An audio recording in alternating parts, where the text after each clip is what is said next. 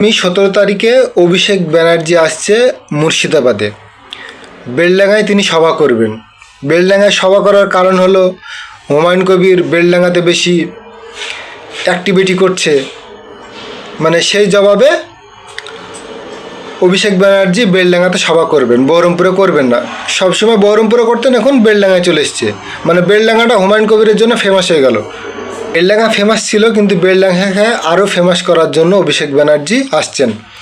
এখন ব্লক লেভেলে যেসব নেতৃত্ব আছে এদের হুড়োহুড়ি লেগে গেছে যে আমরা কত লোক নিয়ে যাব, অভিষেক ব্যানার্জির কাছে আমরা কত লোক নিয়ে যাব।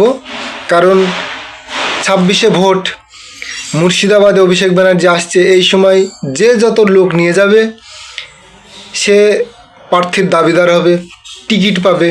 পুরো হুড়োহুড়ি লেগে গেছে। আমি দেখছি কিছু ভিডিওতে দেখতে পেলাম যারা আগামী দিনে প্রার্থী পাবে তাদের হুড়োহুড়ি লেগে গেছে। তাদের অভিষেক ব্যানার্জি আসছে, সর্বনেতৃত্ব। এ সাইডে হুমায়ুন কবির বলছে যে আমি অভিষেক ব্যানার্জির পাল্টা আমি ডোমকুলে সভা করব, সেখানে অভিষেক ব্যানার্জির থেকে আমি বেশি লোক নিয়ে যাব। মানে কম্পিটিশন চলে গেছে, এদের কাজের কম্পিটিশন নাই যে অভিষেক তৃণমূল বেশি কাজ করছে তো আমি বেশি ওর থেকে বেশি কাজ করব, এ নিয়ে কোনো কম্পিটিশন নাই। আপনাদের ছোট যেসব নেতৃত্ব আছে এদের কাজ নিয়ে কোনো কম্পিটিশন নাই, এদের কম্পিটিশন হলো লোক দেখাতে হবে।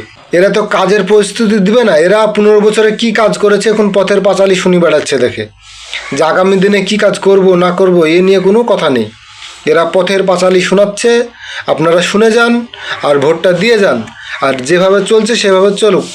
মুর্শিদাবাদের লোক মালদার লোক মার খাক, এভাবে মার খাক আর মরুক, এ নিয়ে কোনো এদের নেতৃত্বের কোনো মাথা ব্যথা নেই।